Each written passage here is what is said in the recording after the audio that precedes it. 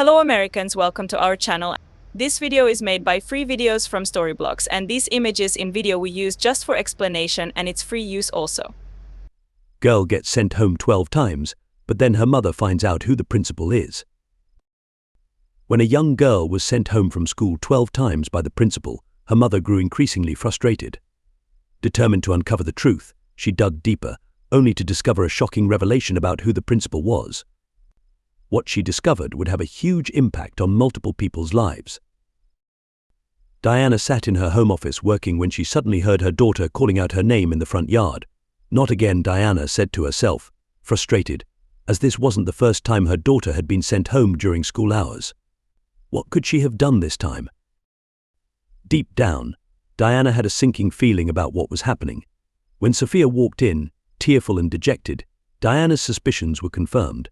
"What happened this time?" she asked gently. Sophia replied, "I don't know, Mom. The principal just sent me home." Determined, Diana knew she had to uncover the truth behind these constant dismissals. Her daughter would arrive home early with a note written by Principal DF. At first, the reasons seemed believable. Sophia wasn't feeling well, or the teacher got sick, but after a while, they changed, and now they were getting out of hand. As Diana read the latest note, she felt something was wrong. The note said Sophia was sent home because she was bullying other kids. Diana couldn't believe it and read the note multiple times to ensure that was really what was said. She looked from the note to Sophia and shook her head. Her daughter wouldn't do something like that. What was going on? The whole situation was weird, but until now, her daughter has always confirmed why she was sent home. Did she really bully someone? It was hard for Diana to believe, so she confronted her daughter. "Darling, did you bully someone at school?" she asked, but Sophia's response caught her off guard. The young girl looked at her mother and shook her head. "No, Mummy, I didn't," she said with a small voice. A deep frown appeared on Diana's face. It was the answer she had hoped for, but it raised more questions. However, one thing was clear: something weird was going on at school. The reasons became increasingly unbelievable, and the fact that Sophia now contradicted the latest note she had been given was the final straw for Diana. This had been going on for far too long, and she needed to figure out what was going on. She needed to confront a superior. And not just any superior, no. She was going to contact the principal directly, as he was the one who had written the notes that Sophia had brought home. Diana walked back to her desk and navigated to the school's website on her computer. But when she opens the contact page, "No, that can't be," Diana mumbled to herself as she moved closer to the screen. Derek Foster was listed as the principal on the school's website. "Principal DF is Mr. Foster," she muttered, disbelief drenching her voice. Her daughter's principal was her former biology teacher and favorite teacher. Her mind started racing. Diana loved having Mr. Foster as a teacher, and she liked to think they had a strong bond since he was always so nice to her. It greatly confused her that someone she liked was sending her daughter home so frequently. Didn't he know Sophia was her daughter? What was going on? This sudden and unexpected revelation made Diana even more eager to know exactly what was happening. Was she mistaken about Mr. Foster, or was there something else going on? She looked at the clock and saw the school was still open. Without hesitation, she got up and called for Sophia to get ready. She took her daughter by the hand and helped her in the car. Diana got behind the wheel and rushed toward the school. Her hands clamped around the steering wheel, and she had a determined expression. Diana was getting to the bottom of this, not knowing she wouldn't like what she was going to find. They arrived just before school is over. "Come, hurry, sweetie," she said, as she grabbed Sophia's hand.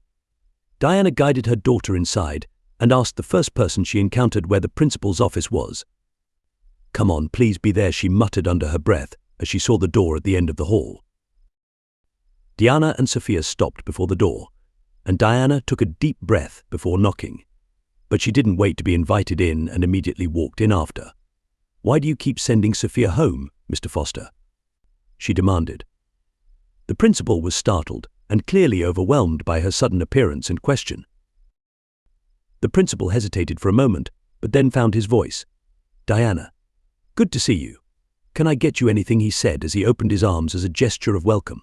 However, Diana wasn't in the mood for his tricks, and knew he was only making small talk to avoid answering her questions.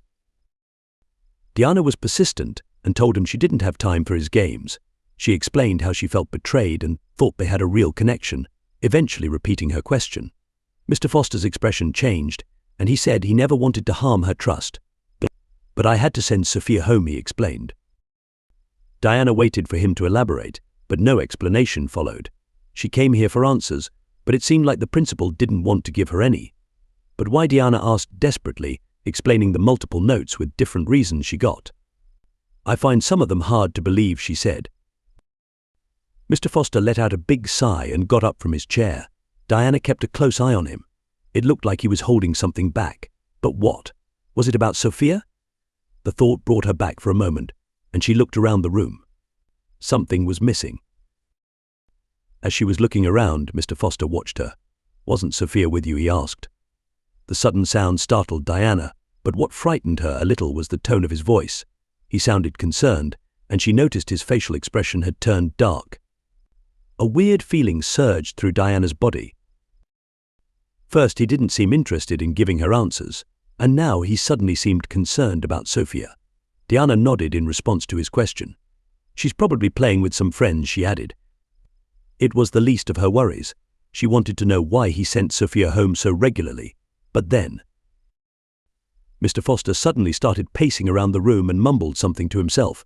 Diana watched him with a mixture of confusion and curiosity. What was he doing? She thought.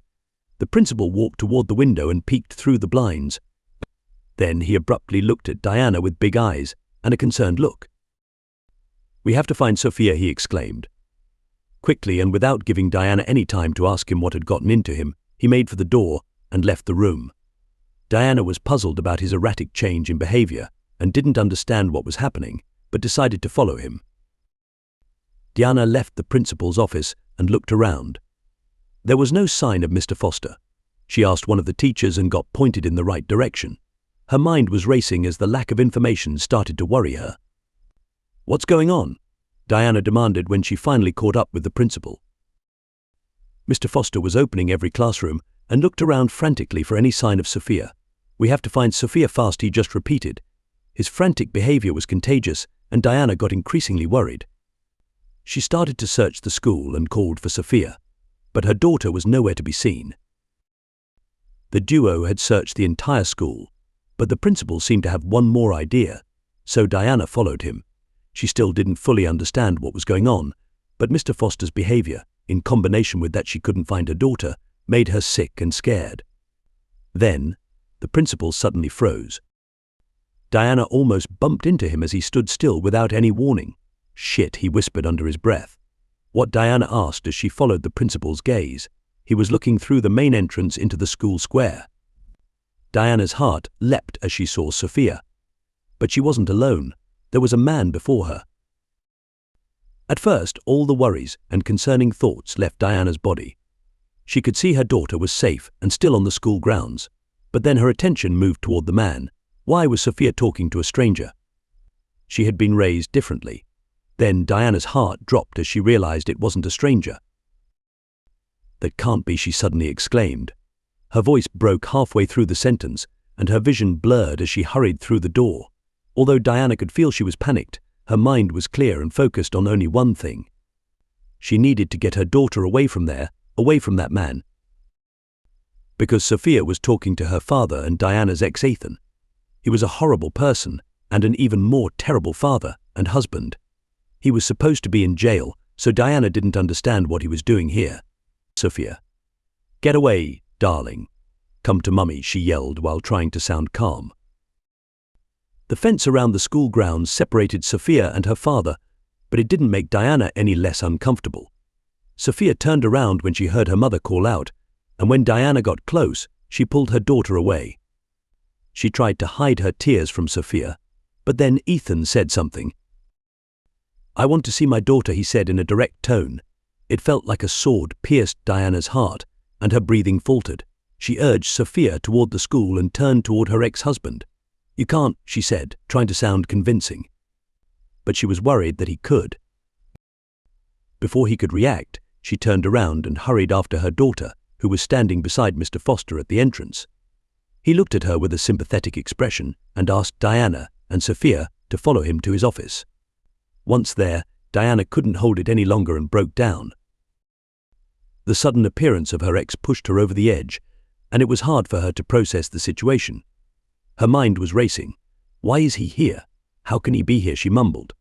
She peeked through the blinds and started sobbing as she saw Ethan still standing outside.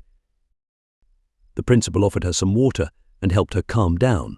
Once Diana felt somewhat better, she started to explain. She told Mr. Foster that Ethan was a dangerous man and couldn't be let near Sophia. His appearance is a problem, she said. But Diana wasn't ready for the principal's response. I know, Mr. Foster said with a sigh. Diana didn't expect this answer and was taken aback. She wiped away her tears and looked at him with a mix of confusion and surprise on her face.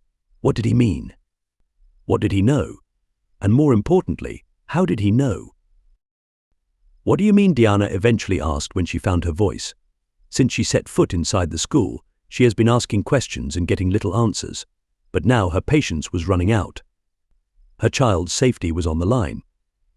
Mr. Foster looked outside and took a deep breath before explaining. The principal knew Ethan and Diana had been a couple since leaving school. He knew this from the time he used to teach them both. Shortly after starting his work as principal at Sophia's school, he heard parents talk about Diana's and Ethan's divorce, and that Ethan had taken a wrong turn in life. Mr. Foster had always liked Diana as a student and felt terrible for how her relationship with Ethan turned out. But to the principal's surprise, Ethan suddenly showed up at the school. He had heard Ethan was mixed up in bad things, so the principal couldn't just sit idly by. Diana was listening breathlessly. He didn't know Ethan's plans but knew they probably weren't good for Sophia or Diana. So he decided to help out one of his favorite students, but the principal knew Diana was already in a tough spot with her ex-husband and didn't want to give her more stress. So he acted on his own. The principal kept a close eye on Sophia ever since he saw Ethan for the first time. First time, did he come back? Diana asked with a trembling voice. What had she missed? The principal nodded. He came by frequently, and every time I saw him, I would send Sophia home early, he said. Diana's mind was racing, and she was worried. Her ex-husband was visiting her daughter's school, and she was walking home alone. That was asking for trouble. But it seemed like Mr. Foster knew what she was thinking. I would personally drop her off near your house, he stated. But that wasn't all. He gave Sophia the notes, but didn't explain why she was being sent home. The young girl seemed satisfied to go home early and didn't ask much. The principal kept her in the dark so she couldn't tell Diana what was going on. But I realize I made a grave mistake, he sighed. I should have contacted you immediately. I'm sorry. I was way out of line. Mr. Foster started his apology. He was silent for a moment as he tried to think of what to say, but before he could open his mouth again, Diana interrupted him. She knew he meant well, and he actually protected her child. I can't thank you enough, she said as she wiped away her final tears. The principal's story gave her time to think about the situation. It was tough to process, as her ex-husband was back, and her mind was racing about what she could do. Then she realized there was one thing. Bob. She took out her phone and dialed the local police station. Once she got an officer on the phone, she explained her story. The officer was surprised to hear it, as Ethan was out on parole, and he was violating it by visiting his daughter. Diana was overwhelmed by this news and got some hope. Because Ethan violated his parole, Diana was opened up to many possibilities. She asked for a restraining order, and the police would look into that. In the meantime, while Ethan was still free to go wherever he pleased, Mr. Foster would bring Sophia home safely. But that wasn't all he did. After a while, the police contacted Diana again. They told her they had built a case to get a restraining order. To strengthen the case, Diana asked Mr. Foster to be a witness. The principal accepted her request without hesitation. And partly due to his statement, the restraining order was given. When Diana exited the courthouse, a wave of relief washed over her. Her ex-husband may be out of jail, but the restraining order meant that he couldn't be around her or Sophia. They could live a stress-free life, and Sophia could enjoy going to school for full days again. Everything was looking up. I can't thank you enough, she said to Mr. Foster. But the principal was just happy that everything turned out all right. After that, the two of them stayed in touch, and saw how Sophia flourished in school now that she didn't have to go home early. "I'm proud of you," Diana said to her daughter.